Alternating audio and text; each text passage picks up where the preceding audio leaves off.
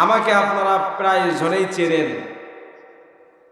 নিজের এলাকায় আজকে আলোচনা করতেছি। তা আপনারা জানেন, আমাকে আপনারা সকলে চেনেন। মাদ্রাসায় পড়ার চিন্তা ভাবনা আমার কোনো সময় ছিল না। আমার ফ্যামিলি সম্পর্কেও আপনারা জানেন, মাদ্রাসায় দেওয়ার মতো তাদের চিন্তা ভাবনা ছিল না, ঠিক কিনা বলেন? আহমদউদ্দিন স্কুলে আমি লেখাপড়া করতাম। মাদ্রাসায় বারান্দায় যে জীবনে যাব, এই চিন্তাই মাথায় ছিল না। যে লোকটার কথা আমি বললাম আপনাদের সম্মুখে, এই লোকটা তখন সুন্দর জাহানপুর জামে মসজিদ যেটা আছে, এই মসজিদে ইমামতি করে। তা ওই সময় আমি যখন মসজিদে যাওয়া আসা করতাম ছোটবেলায়, এই যে আমার আলোচনার আগে 3টা ছোট্ট ছোট্ট বাচ্চা কোরআন তেলাওয়াত করলো, হাদিস বললো, জানাজার দোয়া বললো, শুনছেন না? এই রকম অবস্থায় যখন আমি যাওয়া আসা করি, তখন এই লোকটা, যে লোকটা আপনাদের সম্মুখে আলোচনা করলেন আমার আগে, ইনি আমার বাড়িতে আসছেন, আমার বাবার কাছে বসেছেন। বসার পর বলছেন, ভাই, আপনি যদি আজকে মসজিদে না যান তাহলে আপনার বাড়ির থেকে আর উঠতেছি না। সুবহানাল্লাহ বলেন। এমন ভাবে ধরেছেন, তখন তিনি নামাজ কালাম তেমন ভাবে পড়তেন না। হুজুর বলেছেন, আপনি যদি আজকে নামাজে না যান, মসজিদে না যান, তাহলে আপনার বাড়ির থেকে আমি উঠবো না। ইমামতি কে করে করুন? সুবহানাল্লাহ বলবেন না? জোর করে নিয়ে গেলেন, মসজিদমুখী করলেন। হঠাৎ করে আমি যখন গাইবান্ধা সুনামধন্য স্কুল আহমদউদ্দিনে পড়ি, তৎকালীন সময়, ওই সময় আজ থেকে 12 বছর আগের কথা বলছি, আমার বাবা ডিসিশন নিয়ে ফেললেন, চূড়ান্ত ডিসিশন নিলেন, আমাকে তিনি মাদ্রাসায় দিবেন, কোরআনের হাফেজ বানাবেন, যেন আমি এই কোরআনের খেদমত সারা জীবন করতে পারি। বলেন আলহামদুলিল্লাহ। চূড়ান্ত ডিসিশন নেওয়ার পরে সকলে দিল তাকে বাধা। সকলে মিলে বলল, আপনার ফ্যামিলির সন্তান মাদ্রাসায় পড়বে, এটা তো মানায় না। আমার দাদুকে আপনারা অধিকাংশ লোকেই চেনেন, ঠিক কিনা বলেন? কিন্তু আমার বাবা চূড়ান্ত ডিসিশন, না মাদ্রাসায় দেওয়াই লাগবে, মাদ্রাসায় পড়াবই। বাসার কেউ রাজি নয়। কেউ যখন রাজি নয়, আমার আজও মনে আছে, আমার বাবা সেই দিন বাসায় থেকে আমাকে বের করে নিয়ে মসজিদে, সুন্দর জাহানপুর জামে মসজিদের সঙ্গে লাগানো হুজরাখানায় আমাকে নিয়ে গিয়েছিলেন হুজুরের কাছে, যে হুজুর আপনাদের সম্মুখে আমার প্রাণপ্রিয় হুজুর কথা বললেন। ওখানে যাওয়ার পর হুজুরের রুমে যখন বসলাম, বসার পর হুজুর বলতেছে, আমার বাবাকে বলতেছে যে, ভাইজান, আপনার চেহারাটা তো মলিন কেন? চিন্তিত মনে হচ্ছে। বলেন, হুজুর, চিন্তিত তো একটা কারণে, সেটা হলো সন্তানটাকে মাদ্রাসায় দেব, চূড়ান্ত ফয়সালা নিয়ে ফেলেছি, কিন্তু আমার ফ্যামিলির একটা লোক রাজি না। আল্লাহু আকবার বলেন। সেই দিন আমার মনে আছে, হুজুর সেই দিন জিজ্ঞাসা করেছিলেন, ভাই, সন্তান হলো আপনার, আপনি যদি মাদ্রাসায় দেন তাহলে কেউ বাধা দিতে পারবে না। কথা বলেন ঠিক কি না? আওয়াজ হয়নি, আরো জোরে বলেন ঠিক কি না? সন্তান আপনার, মাদ্রাসায় যদি আপনি দেন, পৃথিবীর কোনো শক্তি আপনাকে বাধা দিতে পারবে না। আপনি আপনার সন্তানটাকে কি করতে চান, এখন আপনার ফয়সালাটা শুনবো। কে কি ফয়সালা দিল সেটা পরে, আপনি আগে বলেন। আমি সেই দিন লক্ষ্য করেছিলাম, আমার এখনো মনে আছে, আমার বাবা মাথাটা নিচ করে সেই দিন হুজুরের হাত দুইটা ধরে বলেছিলেন, হুজুর, কে কি বলে বলুক, সেটা দেখার বিষয় নাই। অনেকে বলছে মাদ্রাসায় দিলে আমার সন্তান ভাত পাবে না, চাকরি করতে পারবে না, টাকা উপার্জন করতে পারবে না, কিন্তু আমার মন বলে আমি আমার সন্তানটাকে মাদ্রাসায় দিয়ে দিলাম, কিচ্ছু করার দরকার নাই। চোখ দুটো যেদিন বন্ধ হয়ে যাবে, আমার লাশ যখন মাঠের ভেতর পড়ে থাকবে, হাজার হাজার মানুষের সামনে আমার সন্তান যেন আমার লাশের সামনে ইমাম হয়ে দাঁড়িয়ে, আমার সন্তান যেন আমার লাশের জানাজার ইমামতি করে। বলেন সুবহানাল্লাহ। আমার মনে হয় ওই দিন আমার বাবার দোয়াটা আল্লাহর আরশে এমন ভাবে কবুল হয়েছে, আমার বাবা চলে গেছেন, আমি হাজার হাজার মানুষের সামনে স্কুল মাঠে জানাজা হয়েছে, আমি তার জানাজার ইমামতি করেছি। বলেন আলহামদুলিল্লাহ। আল্লাহ তাআলা যেন তার কবরটাকে জান্নাতুল ফিরদাউসের টুকরা বানিয়ে দেবেন, আল্লাহুম্মা আমিন। এই অনুপ্রেরণা পেয়েছে কিভাবে? যিনি আলোচনা করলেন, যেখানে আলোচনায় করতে যাইতেন আমার বাবাকে সাথে করে নিয়ে যাইতেন, আমাকেও মাঝে মাঝে নিয়ে যাইতেন। আপনারা যেমন বসে আছেন না, এই ছোট্ট ছোট্ট বাচ্চারা বসে আছে, আমিও এইভাবে বসেছিলাম, হুজুর আলোচনা করতেন। আমার বাবা আমাকে ওখান থেকে দেখে বলতেন, তোমাকেও কিন্তু এইভাবে আলোচনা করতে হবে, আল্লাহ যেন কবুল করে। আমার বাবার দোয়াটা কবুল হয়ে গেছে। আজকে আমি ওই একই মঞ্চে হুজুরের সাথে আলোচনা করতেছি। আল্লাহ আমার বাবার কবরটাকে আপনি জান্নাতুল ফেরদাউসের টুকরা বানিয়ে দেন, বলেন আল্লাহুম্মা আমিন। আমার ভাইয়েরা, আমি সর্বপ্রথম আমার বাবার জন্য আপনাদের সামনে দোয়া চাইলাম। এখন আরেকটা জিনিস আমি দেখতে চাই, বাবা যার নাই তার যে কত কষ্ট সেই বোঝে, ঠিক কিনা বলেন? এখন আপনাদেরকে একটু বলবো, আপনার একটু হাত উঠান তো, কাদের বাবা নেই হাত উঠান তো, কাদের বাবা নেই হাত উঠান। এতগুলো মানুষের বাবা নাই, আহারে হাত নামা। জনম দুঃখিনী মা কার কার নেই হাত উঠান তো, মা। আহারে অনেকগুলো মানুষের মাও নেই, হাত নামা। রব্বুল আলামিন জান্নাতের এই বাগানে অনেকগুলো লোক হাত উঠাইলো, বাবা নাই, জনম দুঃখিনী মা নাই। আল্লাহ আমি লক্ষ্য করতেছি আপনার বান্দার চোখের পানির পড়তেছে, চোখ থেকে দর দর করে। রব্বুল আলামিন অনেকের বাবার কথা মনে পড়ে গেছে আল্লাহ, অনেকের জনম দুঃখিনী মায়ের কথা মনে পড়ে গেছে। রব্বুল আলামিন আল্লাহ, যে মানুষগুলো বাবা মার জন্য হাত তুলেছে আজকের মাহফিলের ওসিলা করে, রব্বুল আলামিন আল্লাহ প্রত্যেকটা বাবা মার কবরকে আপনি জান্নাতুল ফেরদাউসের টুকরা বানিয়ে দেন, বলেন আল্লাহুম্মা আমিন। আমার ভাইয়েরা, আল্লাহর নবী বলেছেন পৃথিবীর জমিনে যে জায়গায় কোরআনের কথা হয়, নবীজির সুন্নাহর উপরে কথা হয়, সেই জায়গাটা পৃথিবীর সামান্য কোনো জায়গা না।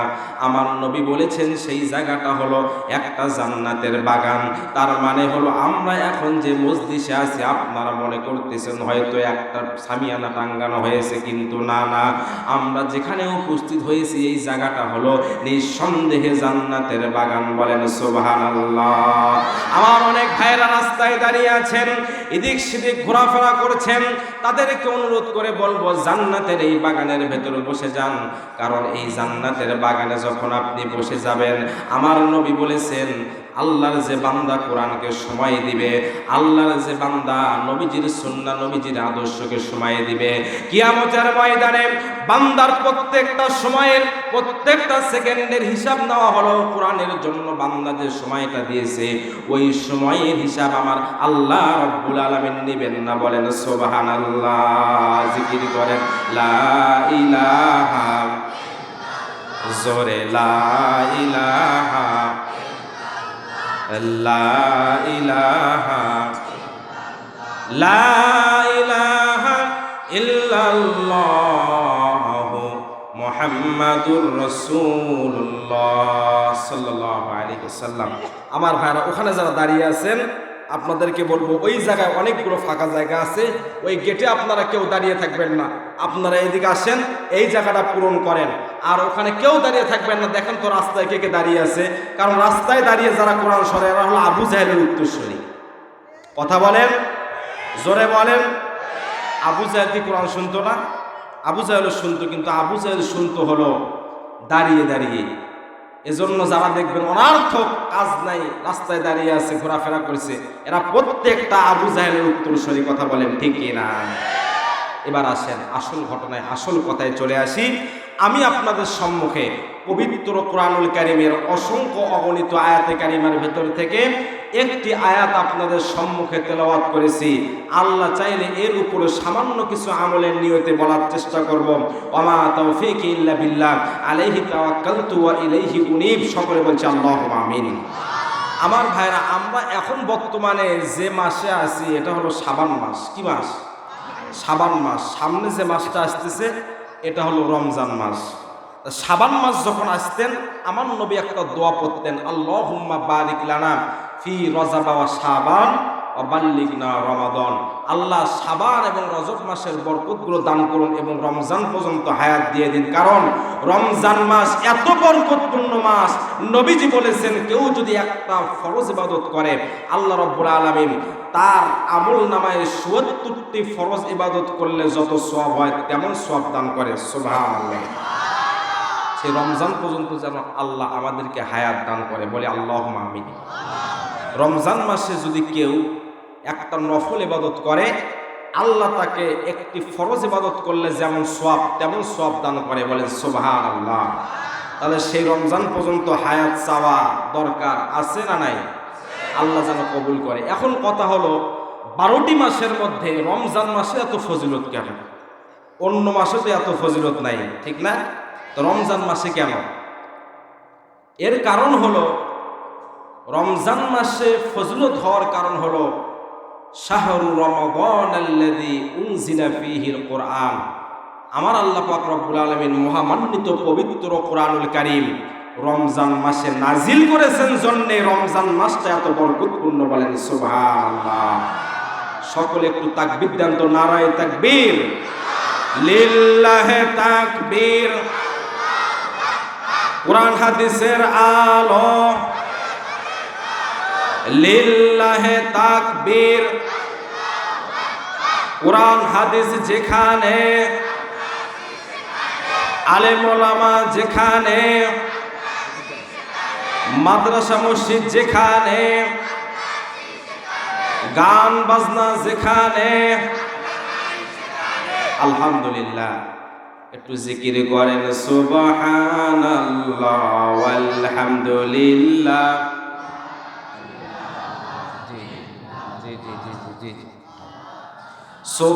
সুবহানাল্লাহ ওয়ালহামদুলিল্লাহ, লা ইলাহা ইল্লাল্লাহু মুহাম্মাদুর রাসূলুল্লাহ সাল্লাল্লাহু আলাইহি ওয়াসাল্লাম। আমার ভাইরা, এখন আপনাদেরকে একটা অনুরোধ করে আমি মূল আলোচনায় ঢুকে যাব। আর অনুরোধ করতে পারবো না, এটাই শেষ। কারণ আলোচনা শোনার দরকার আছে না নাই? আমি এখন আলোচনা শুরুই করি নাই। শেষ একটি অনুরোধ করে আমি আলোচনা শুরু করব। আর বলতে পারবো না, সেটা হলো আমার মা বোনদের কথা আমি অনেকক্ষণ হলো শুনতেছি, জায়গায় হচ্ছে না। একটা কাপড় খুলে দেওয়া হয়েছে, ডানে খুলে দেওয়া হয়েছে, বামে খুলে দেওয়া হয়েছে, তারপরেও জায়গা হচ্ছে না। এখন নাকি কোনোভাবে একটু ব্যবস্থা করা হয়েছে। অনুরোধ করব, মা, এটি হলো জান্নাতের বাগান। আপনি যদি আরেকটা মাকে বসার সুযোগ করে দেন, আল্লাহ জান্নাতে আপনার সুযোগ করে দেবে। সুবহানাল্লাহ। আমি এজন্য আমার মা বোনদেরকে রিকোয়েস্ট করব, অনুরোধ করে বলবো, আপনারা একটু চেপে চেপে আরেকজন মা বোনকে বসার সুযোগ করে দেবেন। সকলে বলেন আল্লাহুম্মা আমিন। আমার ভাইয়েরা, আমার বন্ধুরা, আর এদিক সেদিক নয়, এবার মনোযোগ দিয়ে আলোচনা শুনবেন। আমার নবী রাহমাতুল লিল আলামিন, সাইয়্যিদুল মুরসালিন, ইমামুল মুরসালিন মুহাম্মাদুর রাসূলুল্লাহ সাল্লাল্লাহু আলাইহি ওয়াসাল্লাম, আমার নবী যখন প্রথম বিবাহ করেছিলেন, মনোযোগ দিয়ে কথাগুলো শোনার চেষ্টা করবেন আমার ভাইয়েরা। আমার নবী যখন প্রথম বিয়ে করেছিলেন, তখন আমার নবীর বয়স ছিল হলো 25 বছর। বলেন তো, আমার নবীর বয়স কত ছিল? 25 বছর। যাকে বিয়ে করলেন উম্মুল মুমিনিন খাদিজাতুল কুবরা রাদিয়াল্লাহু তাআলা আনহা, আমার নবীর প্রথম স্ত্রী আম্মা জানের বয়স ছিল হলো 40 বছর। হুজুরের বয়স 25 বছর, আম্মা জানের বয়স 40 বছর। দুইজনের যখন বিয়ে হয়ে গেল, লম্বা ঘটনা, আলোচনা আপনারা মনোযোগ দেবেন। নতুন বিয়ে যখন আমার নবী করলেন, এখানে যারা পুরুষ মানুষ আছে, নতুন বিবাহ করার পর পুরুষ মানুষরা কয়েকদিন একটু খুশি থাকে, ঠিক কিনা বলেন? বউ পাওয়ার পর মানুষ খুশি হয় কি হয় না? কিন্তু আমার নবী যখন বিয়ে করলেন, আমার নবীর চেহারাটা মলিন দেখা যায়। আমার নবীর চোখ থেকে প্রায় সময় শুধু পানি পড়ে। আমার নবী শুইতে পারে না, বসতে পারে না। আমার নবী খুশি রয়।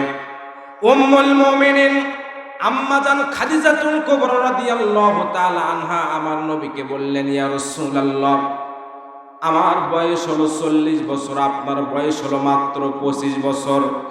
কিন্তু মনে রাখবেন, এই শহরের ভেতরে, এই নগরীর ভেতরে আমার চাইতে ধনী মানুষ নাই। কিন্তু তারপরেও যদি আপনার মনের ভেতর কোনো কষ্ট থেকে থাকে, ইয়া রাসূলুল্লাহ, আমি আপনাকে অনুমতি দিয়ে দিলাম, আপনি কোনো তরুণীকে বিবাহ করে নেবেন। আমার নবী বললেন, না না, এই রকম কোনো উদ্দেশ্য আমার নাই। তাহলে ইয়া রাসূলুল্লাহ, মানুষ যখন নতুন বিয়ে করে তখন মানুষ কয়েকদিন খুশি থাকে। গতকালকে বিবাহ হয়েছে, আপনার চেহারা মলিন দেখা যায়, চোখ থেকে পানি দরদর করে পড়ে, কারণটা আমি বুঝি না। আমার নবী বললেন, খাদিজা, তোমাকে বিবাহ করেছি এজন্য আমার কোনো দুঃখ নাই, কোনো কষ্ট নাই, তাহলে চোখ দিয়ে দরদর করে পানি পড়ে, এর কারণ কি? ইয়া রাসূলুল্লাহ, আপনার চোখ থেকে দরদর করে পানি পড়ে, চেহারাটা মলিন হয়ে আছে, আমি খাদিজাতুল কুবরার সম্পদের অভাব নাই, আপনার পায়ে সব ঢেলে দেব, তারপরও কান্না বন্ধ করবেন। খাদিজাতুল কুবরা রাদিয়াল্লাহু তাআলা আনহার কথা শুনে আমার নবী বললেন, খাদিজা, তোমাকে বিবাহ করেছি এজন্য মনের ভেতরে কোনো কষ্ট নাই, আমার চোখ দিয়ে পানি পড়ে, কারণ হলো যে জামানায় আমরা আছি, মানুষ মানুষকে খুন করে কোনো বিচার হয় না, মানুষ গ্যালনে গ্যালনে মদ পান করে রাস্তায় উলঙ্গ হয়ে শুয়ে থাকে, কোনো বিচার হয় না। এমন অনেক মানুষ আছে, ইঁদুর যখন বার হয় বিড়াল যেমন খপ করে ধরে ফেলে, যুবতী তরুণী যখন রাস্তা দিয়ে চলে যায়, কিছু যুবক আছে ধর্ষণ করে ছেড়ে দেয়, কোনো বিচার হয় না। এমন একটা সমাজের মধ্যে তুমি আমি বাস করি। ওরে আমার খাদিজা, এজন্য আমার টেনশন হচ্ছে এই পৃথিবীর মানুষগুলোকে কিভাবে ভালো মানুষে পরিণত করা যায়, তাম পৃথিবীর মানুষগুলোকে কিভাবে সত্য পথে আনা যায়, সমাজটাকে কিভাবে শান্তির সমাজে পরিণত করা যায়, এজন্য আমি চিন্তিত হয়ে গেছি। আমার নবী গবেষণা শুরু করলেন, তাম পৃথিবীর মানুষগুলোকে কিভাবে ভালো মানুষে পরিণত করা যায়, অশান্ত সমাজটাকে কিভাবে শান্ত সমাজে পরিণত করা যায়। এজন্য আমার নবী কাবা শরীফে মক্কাতুল মুকাররমায় আল্লাহর যে বান্দারা গিয়েছেন তারা বলতে পারবেন, কাবা শরীফ থেকে 3 কিলোমিটার দূরে একটা পাহাড় আছে, নাম হলো জাবালে নূর। এই জাবালে নূর নামক পাহাড়ের ভেতরে একটা গর্ত আছে, নাম হলো হীরা গুহা।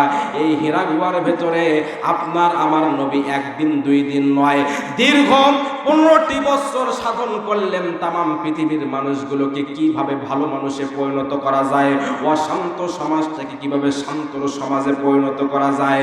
আমার নবী রাহমাতুল লিল আলামিন 15টি বছর সাধনা করলেন। ইসলামিক ফাউন্ডেশনের মধ্যে একটা বই পাওয়া যায়, বইটির নাম হলো ইসলামী বিশ্বকোষ। এই ইসলামী বিশ্বকোষ বইয়ের ভেতরে একটা চ্যাপ্টার আছে, নাম হলো সিরাতে বিশ্বকোষ। পড়ে দেখবেন, আমার নবীর বয়স যখন 40 বছর 1 মাস, তখন আমার আল্লাহ জিবরাইল আলাইহিস সালামকে পাঠিয়ে দিলেন। জিবরাইল আলাইহিস সালাম বললেন, হুজুর 15টি বছর শুধু সাধনা করেছেন, তাম পৃথিবীর মানুষগুলোকে কিভাবে ভালো মানুষে পরিণত করা যায়, অশান্ত সমাজটাকে কিভাবে শান্ত সমাজে পরিণত করা যায়, এজন্য 15টি বছর আপনি সাধন করেছেন।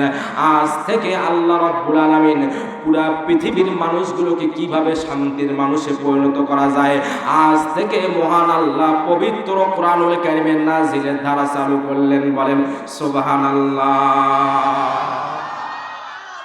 কেবল নাজিলের ধারা চালু হলো, ঠিক কিনা বলেন? কেন কি চালু হলো? তাম পৃথিবীর মানুষগুলোকে কিভাবে ভালো মানুষে পরিণত করা যায়, এজন্য আল্লাহ নাজিলের ধারা চালু করলেন। চালু যখন করলেন, তখন যে মানুষগুলো সবচাইতে নিকৃষ্ট ছিল, ওই মানুষগুলো আশারায়ে মুবাশশিরা জান্নাতে, দুনিয়ায় থাকতে জান্নাতের সার্টিফিকেট প্রাপ্ত হয়ে গেলেন। বলেন সুবহানাল্লাহ।